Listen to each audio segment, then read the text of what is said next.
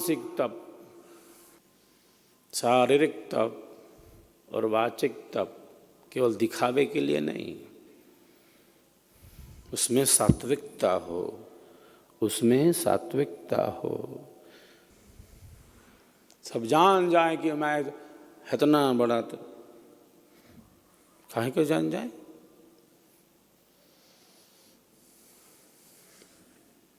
जो कुछ भी थोड़ा बहुत करते हो भी नष्ट हो जाएगा। क्षिणे पुण्य मर्त्यलोकम विसंति, जो कुछ भी अच्छा किया होगा वो भी नष्ट हो जाएगा।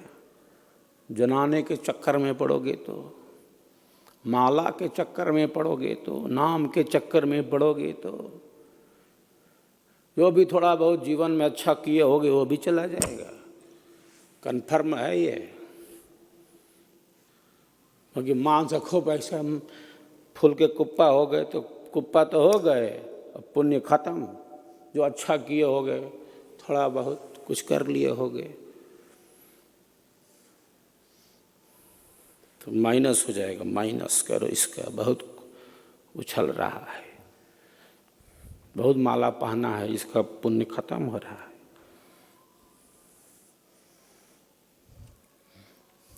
तप का अभ्यास कैसे? शुद्धि का पथ है, भावों की शुद्धि, विचारों की शुद्धि। हमको कहा तूने माला पहनाया, उसको कहा तुला पहला दिया। अरे भैया, हमको कहा आया बैठाया, हमको ऐसा कुर्सी काहे दिया, ऐसा सिंहासन क्यों नहीं लगाया, हमारा पोजीशन डाउन कर दिया। जो भी थोड़ा बड़ा बचा है तुम्हारा वो भी चला जाएगा। भावों की शुद्धि,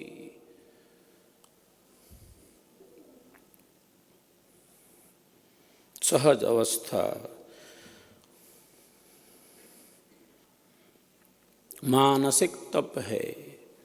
संसार तो परिवर्तनशील है, कोई वस्तु यहाँ स्थिर रहने वाली नहीं है। तो द्वेष की भावना, कपट की भावना, जब भाव ही अशुद्ध हो गया तब कहाँ का तप। अभिमान जीवन के पतन का कारण है। निराभिमानी सरल स्नेह युक्त जीवन ही अध्यात्म के ऊंचे पथ पर ले जाता है। भाव शुद्धि का यही अर्थ है।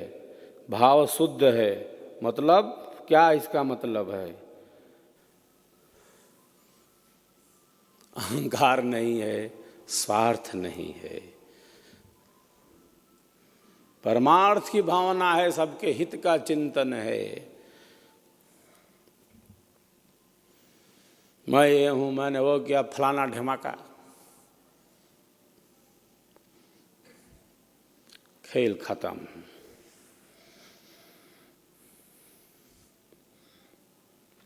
आत्म प्रशंसा अध्यात्म का ये विरोधी तत्व है। अध्यात्म का बिल्कुल उल्टा तत्व है, बिल्कुल उल्टा। ये जानता हूं, मैं वो जानता हूं, मैंने ये किया, मैंने वो किया, फलाना किया, ढमाका किया, ये कर सकता हूं, मैं वो कर सकता हूं। तुम कुछ भी कर सकते हो क्या? अपने विचारों को नियंत्रित कर सकते हो, भावों की शुद्धि रख सकते हो, ईर्ष्या द्वेष घृणा कलह कपट को कम कर सकते हो, अभिमान का नाश कर सकते हो कि नहीं? पहले बताओ।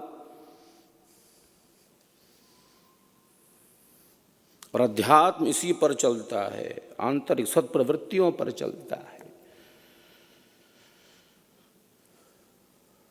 वाणी को नियंत्रित कर नहीं सकते,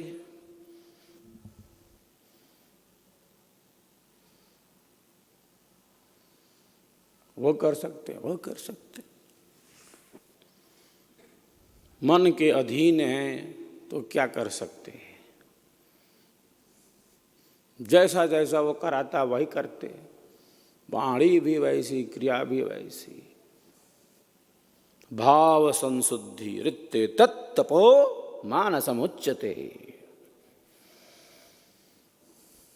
भावों की शुद्धि। मतलब स्वार्थ का त्याग है, अभिमान नहीं है, बिल्कुल सहज भाव। अंतरात्मा में प्रेम रस की धारा है, और प्रेम तो है नहीं तो क्या रहेगा, एक न रहेगा। प्रेम का स्थान किसने ले लिया? अहंकार ने ले लिया। मैं और मैं मेरा मेरा मेरा मेरा मेरा ने ले लिया। तो ये तप है क्या कोई मानसिक? ये तप है? इदं न मम इदं अग्नये स्वाहा इदं अग्नये इदं न मम। खेले उल्टा है, मेरा नहीं मेरा नहीं। अरे देखो तो कोई मेरा मेरा मेरा, मैं। तो भौतिक यज्ञ प्रतीक मात्र है, ये यज्ञ प्रतीक मात्र है, वो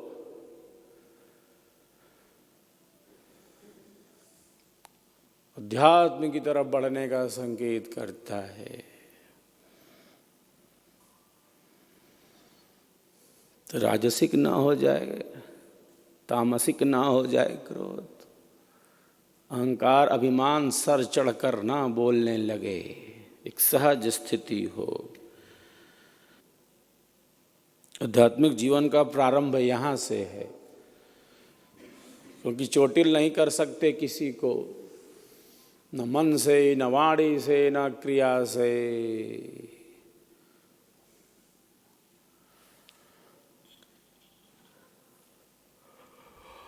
मनस्सेकम वचस्सेकम कर्मण्येकम महात्मनाम।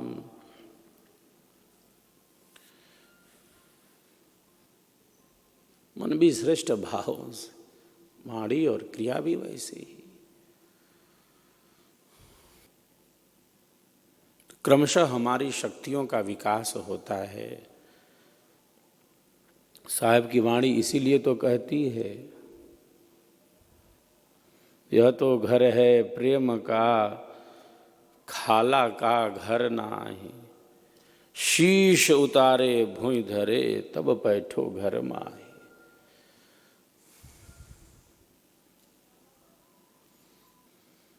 इतनी अस्थिरता में वो साधना में भी कहाँ बैठेगा? तो इतना ये स्थिर है तो शरीर भी कहाँ स्थिर होगा?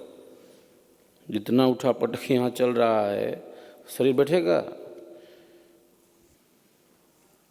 मन में अकड़ आ जाएगा, शरीर भी अकड़ने लगता है जैसे, क्योंकि मन से ही शरीर की क्रियाएं संचालित हैं। मन में आगे अकड़ हो गया, इसी में शरीर वो अकड़ने लगता है। अंतःकरण बड़ी शक्तियों वाला है, और इस शक्ति का विकास वास्तविक रूप में, तो बहुत बार हम बहुत कुछ दिखाना चाहते हैं, प्रदर्शित करना चाहते हैं। क्यों? कि यह जो रजस है बहुत बड़ा है, इसका मतलब राजसिक।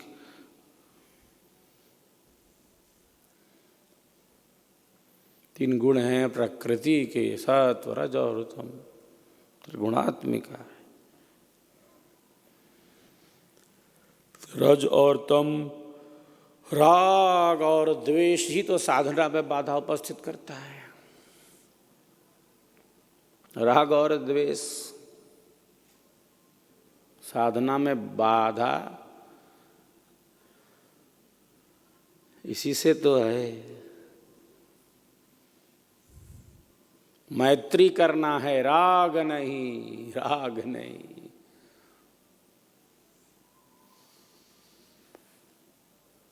उपेक्षा कर सकते हैं, उपेक्षा करनी है, द्वेष नहीं, घृणा नहीं, घृणा नहीं,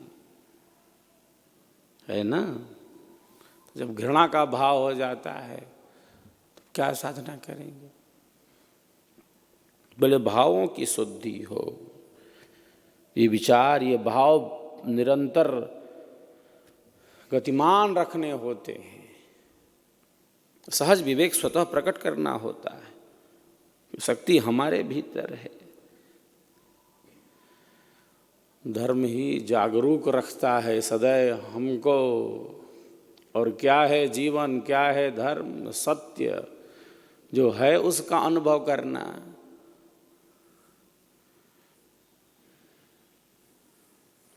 तो भावों की शुद्धि, तो भावों की शुद्धि होने लगती है तो एकाग्रता का भी अभ्यास दृढ़ होने लगता है, मननशीलता का अभ्यास भी दृढ़ होने लगता है। जितना देर स्थिर करना है, जितना देर स्थिर करना है, जहाँ टिकाना है, जहाँ ठिकाना है, रोक लिया वहाँ पर। जहाँ स्थिर करना है तो स्थिर करना है, स्थित है वहाँ, अडिग है, अचल है। और जितनी देर स्थिर करना है, मानसिक तप में है यह, तो रोक लिया जितना देर स्थिर करना है, क्योंकि मन की प्रसन्नता का अभ्यास है ना। पूर्वाभ्यास करना होता है, मुख्य अभ्यास में स्थिति दृढ़ हो, स्थिर करना है तो स्थित है।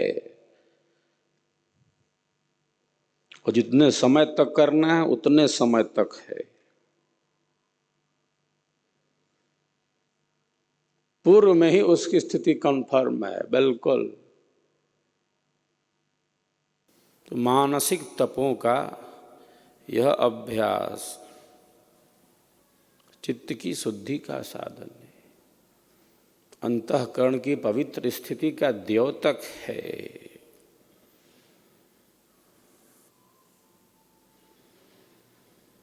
क्योंकि योगी का जो लोक व्यवहार है वह संतुलित हो गया है।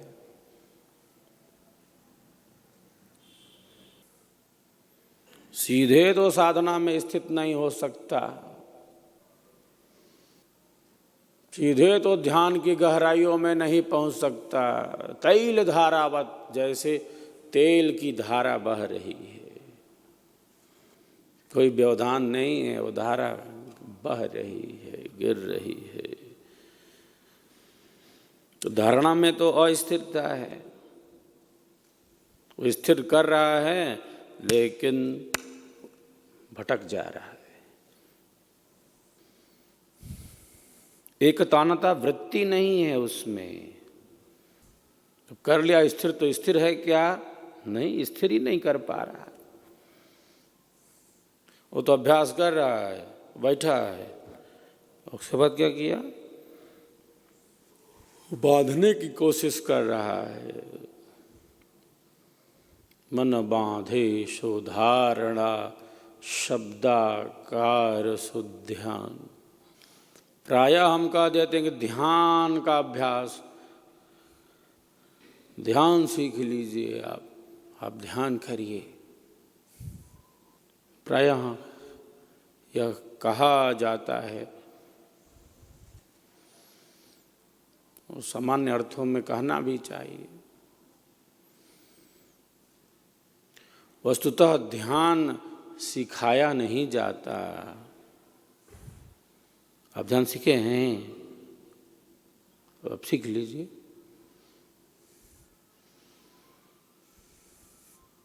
आप साधना सीखे हैं, आप सीख लीजिए। अच्छा भाई, सीख लेते हैं, आप सिखा दीजिए, हम सीख लेते हैं। ये कोई आसन है? ध्यान कोई आसन है क्या? कोई प्राणायाम है क्या कि सीख लें, कोई सिखा दे? आप सीख लीजिए ध्यान, सिखा दीजिए आप। सिखाया जाता है क्या? सिखाया जाता है आसन, और सिखाया जाना चाहिए, खूब खूब सिखाया जाना चाहिए। सिखाया जाता है प्राणायाम, और खूब खूब सिखाओ, प्राणायाम करो। मैंने कहा था ना जी, न करोना न डरोना, न कोई करोना न कोई डरोना, खूब खूब आसन प्राणायाम करो ना। यज्ञ की अग्नि प्रज्वलित करो ना, स्वाहा स्वाहा बोलो ना, साधना का अभ्यास करो ना, आयुर्वेद की औषधि का सेवन करो ना। आसन प्राणायाम सिखाया जाना चाहिए, खूब खूब करना चाहिए। सूक्ष्म व्यायाम का हम अभ्यास करते हैं, हम बैठ सकें, नहीं तो बैठते हैं तो शरीर के जोड़ों में दर्द होने लगता है।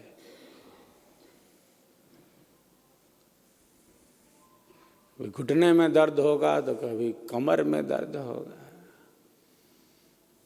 तो कभी इस ज्वाइंट्स में दर्द होगा तो कभी उस ज्वाइंट में दर्द होगा। सूक्ष्म व्यायाम है, इसका अभ्यास करना चाहिए। सिखाया जाता है क्या? सिखाया जाता है आसन, रोगों के अनुसार भी आसन है। रोग न हो हेयम दुखम अनागतम, रोग न हो इसलिए भी आसन है, हो गए तो भी आसन। रोगों के अनुसार उन रोगों में उपयोगी आसनों का अभ्यास करना चाहिए। प्राणायाम प्राण शक्ति के संवर्धन के लिए कुछ समय तो अभ्यास करना चाहिए। अल्पकाल के लिए तो हो जाए, कोई घंटा 2 घंटा बैठ के थोड़ी करना, कुछ समय का ही अभ्यास हो जाए। तो सीखना है, सिखाना है क्या? आसन प्राणायाम।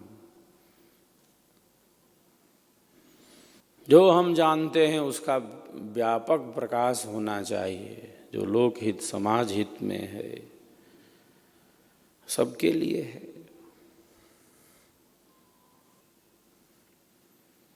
तो शरीर को तोड़ना मरोड़ना और श्वासों की क्रियाओं को सिखाया जाता है, ध्यान नहीं। ध्यान कोई सिखाने की वस्तु नहीं कि हम सिखा दें, कोई सीख ले।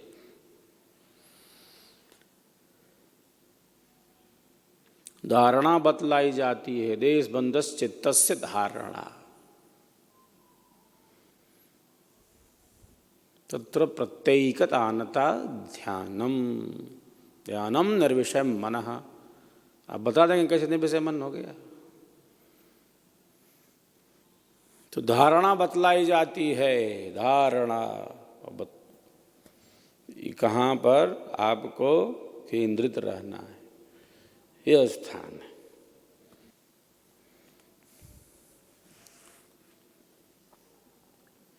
और उसमें व्यवधान है। अब तैलवत धारा, तेल की धारा जैसे बह रही है, ऐसी एकाग्रता, कोई विषय न हो।